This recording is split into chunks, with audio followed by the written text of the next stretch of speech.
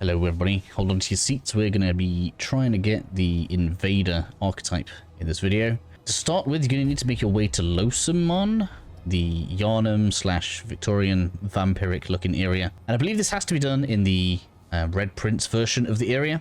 I'm unsure if there's an early way of telling which mission that you have as a part of your story, but if you don't have it as like a part of your main story, you can roll it as an adventure, so it shouldn't be too much of an issue. The beginning of this area looks very identical to when I did this on the other variant, so if you have any tips yourself of how you can immediately tell which variant you are on, leave it down in the comments. I'm sure somebody will find that useful. Either way, we need to start out by getting the Dreamcatcher weapon. So we're going to go through the mansion quickly here. Obviously, I've kind of already cleared it out and got the shortcuts open, but you should still be able to find everything that you need. I have already picked up the 3 dolls that I'm going to show you the locations of. I'm a bit fuzzy on this one. So the first one should either be in this room around there, or my gut tells me it might have actually been just behind here or in here. So you should get 1 doll between one of these 2 rooms here. Once you have that, we need to make our way to the basement, which is going to be just through this doorway. We don't really have very good nautical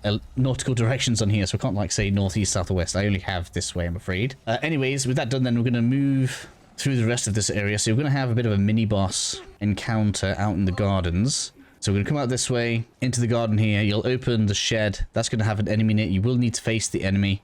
There's a key inside of that shed that you need to open the 3rd floor of the mansion, so make sure you grab that. And the second doll, for me anyway, was over on this mound. So you come over this way, you should see the second doll. With all of that collected, then we can head back inside of the mansion. And I'll pick up here for now. Maybe I'll cut through, I don't know. But basically, we're going to head back to where we actually entered the mansion. That very same window. Directly across from it, there's going to be a set of stairs. So we just need to make our way back up there. So the shortcut's going to be fairly useful to us right now. So yeah, as we can see, we have the steps here. The key is going to open up this 3rd floor, and then we can progress through the area. Obviously, there's going to be enemies and stuff jumping at you all over the place.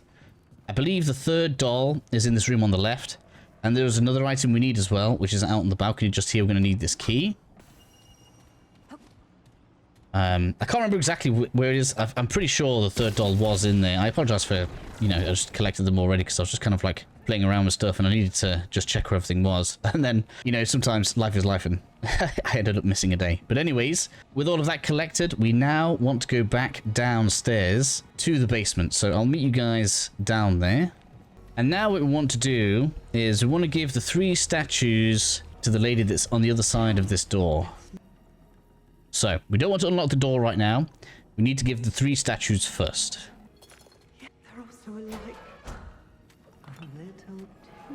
Nice, it does it all in one animation for us.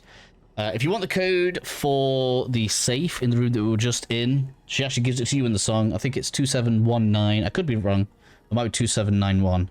I've done a video on it anyway, so it should be fine. And so now, it should basically be as simple as getting through all of the dialogue here. And I don't know if we have to reset the area, so it's going to be a little bit risky for me recording here, but we should now unlock the door, and we should find that we have a doll in there to pick up. Nightweaver stone doll. Perfect. And then what we'll need to do is go ahead and interact with the Nightweaver's web. Note that you will need to have found a soul key tribute. I believe this actually appears in all of the different versions of the area, because I had this in the last one as well, and it kind of spawns right near the end of the game. If you need a video on how to find one, let me know in the comments and I'll try to get one put together for you. But basically, we're going to go over here to activate this. We're going to start with the soul key tribute, and now we can feed it quest items. And now that we are in the Tormented Asylum, we can feed various quest items to this right here, and we want to give it the Nightweaver stone doll. That's going to give us the Dreamcatcher, which is the first part of this. Once that is done, we now need to make our way to Root Earth, which is the final zone of the area. Haven't quite got that unlocked yet, but I have defeated the 3 bosses I need to, so let's go ahead and get that done. Again, so for the final part of this, once you have defeated all of the ward bosses and you've made your way to Root Earth, you can see I'm in the Corrupted Harbor area, and we're actually quite far into the zone. But this area is fairly prominent. You'll come past like a bunch of walking eyeballs, and you'll end up in this area right here. We want to head down rather than up. I think we have to go down first anyway to open like a shortcut. It's been a couple of days since it's been through here, but I still have the route available.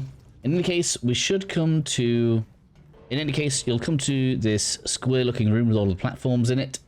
Progress is like on the opposite side. We want to turn right. This area here doesn't display itself on the map, so it can be easy to miss, even if it is literally an open door.